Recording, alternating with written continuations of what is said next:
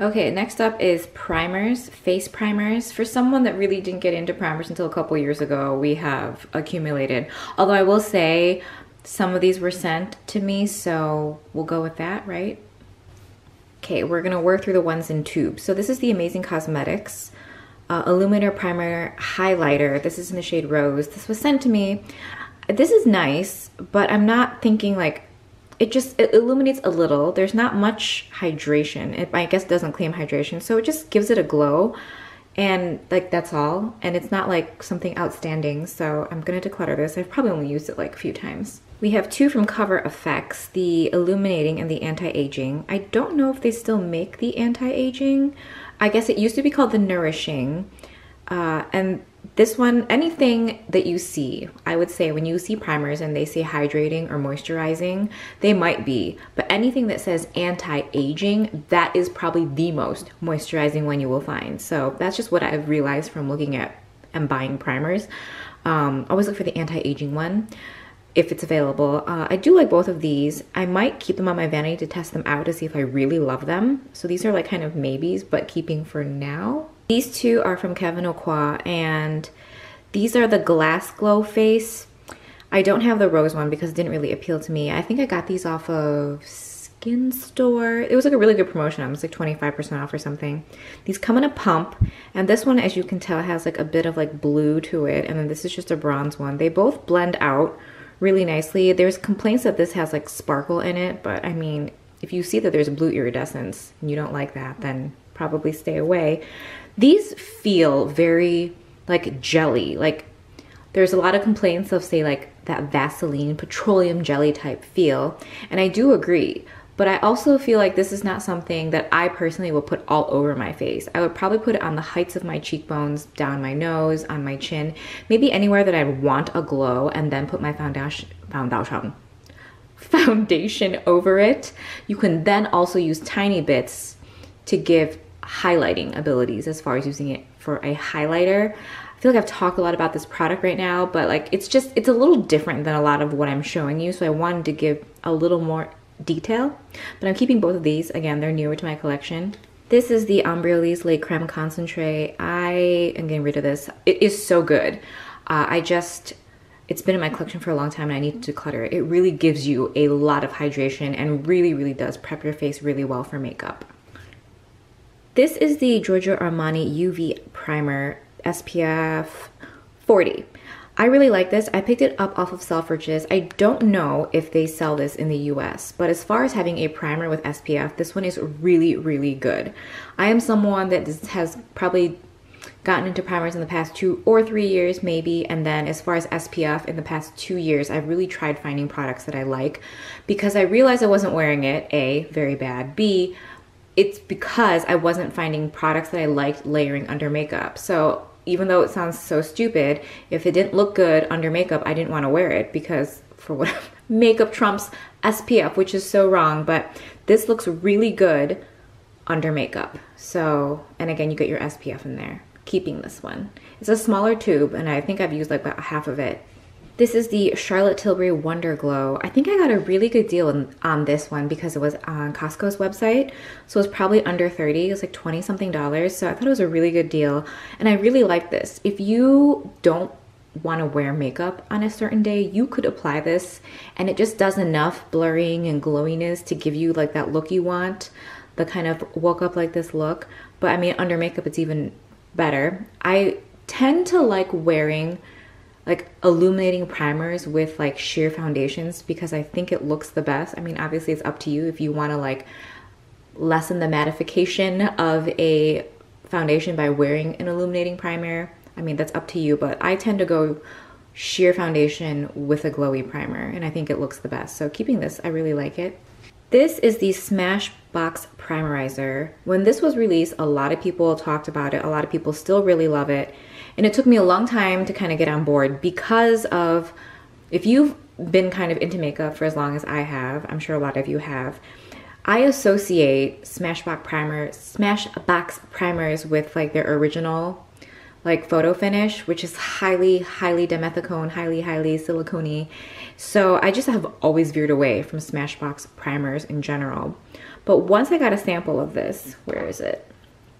This little baby, I realized that it's in fact very different, and I really like it. It really does work as like a primer moisturizer, and ever since getting this, I have tried to find things that are similar, and that's what I'm going to show you next, and I'm keeping this. Okay, so here are a bunch of drugstore options. This is the Catrice one. The Catrice one, I find the texture of it to be quite similar to the Smashbox. Still not as slippery, but it works really well. The Flower Beauty In Your Prime Hydrating Primer, again, it does provide some hydration. It's not the most moisturizing one ever, but I still do reach for it when I want a moisturizing primer. This one is from Makeup Revolution, and this one, texture-wise, feels the most similar to the Primerizer to me. And I've only used it a couple times, so I can't be like, oh my god, it's amazing. But, I mean, this one, quite good, from what I can tell. And this last one is the Maybelline Master Prime. This is like a deluxe sample. And again, I think this works really well too, as far as a moisturizing primer. Those last four I just showed you, I'm obviously keeping. And actually, JCat has a hydrating primer that I want to try as well. This one is from Physicians Formula. This is the Spotlight Primer. This is extremely illuminating.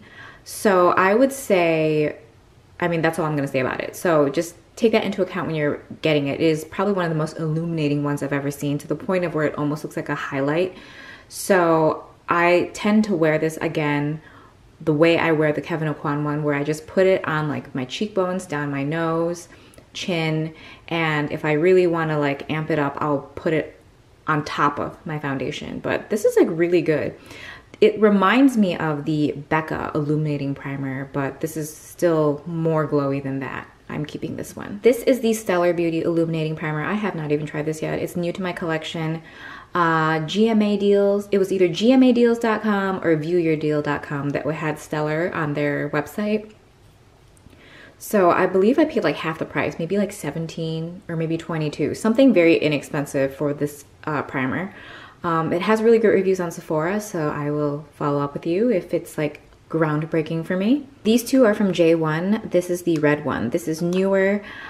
This one is something that I still haven't been able to find on sale, so I picked this up in the VIB sale at the end of last year, and I do like it. I don't know that I like it more than this one, the white one. I find this one you can find all over eBay. I have seen it for as low as like $12, so that's good, because I think in the US these definitely run for like $40 or $42. They're both really good. They're my first experience with, like, say something that's like a gripping primer, and I think they both work really well, but they also both have hydration, so that's always really nice. This is the Dermablend Instagrip Jelly Primer, and this is again similar to the J1 jelly packs that I just showed you. Everyone has come out with something similar to this. This one works really well. I have been trying to get my hands on the Cover FX one, and I think it's finally back in stock at Ulta and at Sephora. So I have it coming to me, and from swatching it in store, it feels highly grippy, like more grippy than this. So I'm really excited for it. But I think there's a trade-off, because sometimes the very gripping ones don't provide any hydration. So you kind of have to like pick and choose, or kind of figure out which balance works for your skin type. But I do really like this one, and I've mentioned before, maybe in a vlog, that these gripping primers, when applied on the nose, kind of really do help with sunglass marks, or like your sunglasses removing your foundation. So I like this one. I think this one's very balanced. Like it isn't dehydrating, but it also grips your makeup. So keeping. This is like was an impulse buy off of Ulta's website. I've heard a lot about this brand, This Works. I generally hear about this brand from British vloggers, and I just want to try it. This really just feels like a moisturizer to me. It says it's like a moisturizer and primer, and I would agree. It's not as slippy as the Smashbox Primerizer, but I mean, this works. Like, it does work really well for what it claims. So keeping this. This is the Tatcha Silk Canvas. I, again, was someone who like purchased this quite later. Quite later? Whoa, English. Much later than everyone else, and I do really like it. It's interesting. It's one of those where like I use it and I like it and I just keep using it. I'll use it like consistently for like a couple weeks and then I'll like stop because I'm realizing I'm only using this. So I don't know that it's particularly pore filling. It's weird. Oh my God, I don't even know how to explain it. It's not super moisturizing. It doesn't make your makeup last a long, long time. It's just a really good primer. Like it does a little bit of everything. But I definitely don't find there's any kind of like longevity to it. However, I will say that I do really like it as like an eye primer. Like put it over your lids and under your eye. It really does work.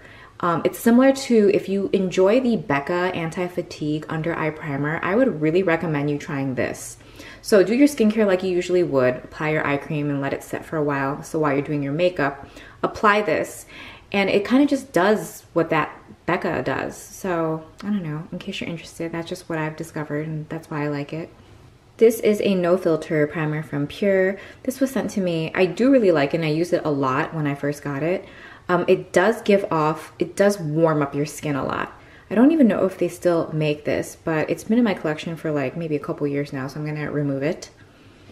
This is the No Pore Balloon from Touch in Sol. I got this in a BoxyCharm. I do really like it. It is one of those like go-to primers. It's really easy. I think it feels silicone-y to me, but not like in a bad way. I also haven't used it consistently as far as like every day. I'll use it like on a Monday and then like on a Thursday. So it hasn't been able to clog my pores yet because I haven't been doing it like that.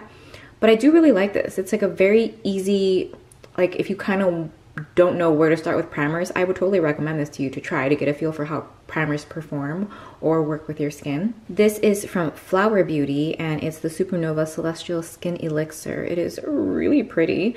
This is an oil primer, but it goes on like a dry oil. It doesn't like make your skin greasy. It does give a beautiful glow.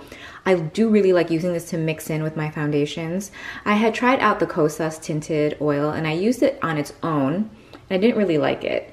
And then I was watching Tati review and she's been mixing it in with her foundations, which I guess makes a lot of sense because then you get the coverage. But I don't know if I would repurchase it just to use it as a mixer. I mean, maybe at some other point in time. But for now, I like using this to mix with foundations because it gives off a glow. It's meant for foundation, like makeup application, and I really love it. It was out of stock at Ulta for a really long time, so when it came back in stock, I bought two. So this is the one. This is the Makeup Revolution Baking Oil. Now, I don't bake, so I just use it again to mix in with foundations, and I really like it. This is thicker than the Flower Beauty. I haven't used it enough to really describe to you the differences, like the pros and cons of both, but I do like it. It does work well. This feels more primer-like than the Flower Beauty one. This is the e.l.f. Active Hydration Stick. This was sent to me. I do like it, but it's like I forget to use it. Like obviously I can just like, you know, rub some on my finger and apply it to any kind of like dry areas I notice over the course of the day, but I don't. So I feel like because of that I should declutter it since I'm not using it. This is the Hydrogel Lift from Pure, and I have used, a really good amount of it. So I'm going to declutter this because it's older, and I do have a backup. So we're going to get rid of this. But I do like it. You can use this under your eyes, or like on your lids, anywhere you have kind of like a drier area. I wouldn't say for the face you should use this alone. For the under eye, I absolutely think you can just use it the way you would use like an under eye primer. But for the face, I would recommend something else and then using this as like a supplement. This is a sample size, probably for free at some point, of the Milk Makeup Blur Stick. This does do a really good job. Like I would say just use this wherever you have pores and I like it. I know that Tarte, what is it, the Clean Slate, everyone loves that. I don't have a pore problem, so I don't know that I would ever get something like that to use. Maybe if I could get a sample, I would try it out, but because my face doesn't like things that have dimethicone, all the pore filling primers tend to be things that I avoid, as you can tell by like what's in my collection right now. But on days where I feel like stuff isn't looking super amazing, I do use this and I do like it. So I'm just gonna keep it. I mean, this is another stick from Pure. So this one mattifies.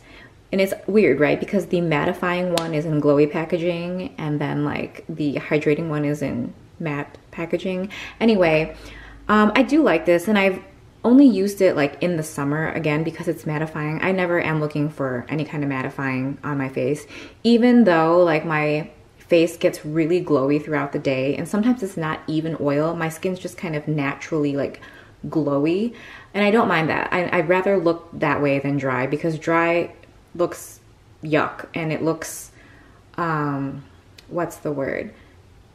I don't know. Just I don't think any of us like looking dry. Although I think it's funny because when you watch people who are very oily, they just like could wish for nothing more than to be dry, right? But again, people with oily skin, you will be naturally anti-aged because of your skin. You know what I mean? Okay, anyway, rambling. So this is the last one. I don't know if I'm gonna keep this or not. I'll put it on my vanity and test it out. I mean, it is getting warmer. Okay, so that's it. Okay, so the keep pile is quite huge. Again, like I said, I've only gotten into primers in the past couple of years, so all of these are still pretty good, and a lot of them were purchased in the last year or so. And then the declutter pile is 5, which, I mean, I think everything here was as expected for me. I didn't think I was going to be decluttering very many, because I'm kind of like, as far as primers go, and only having used them for a couple of years, 2-3 years, I'm still like a beginner, I feel like. So yeah, that's that.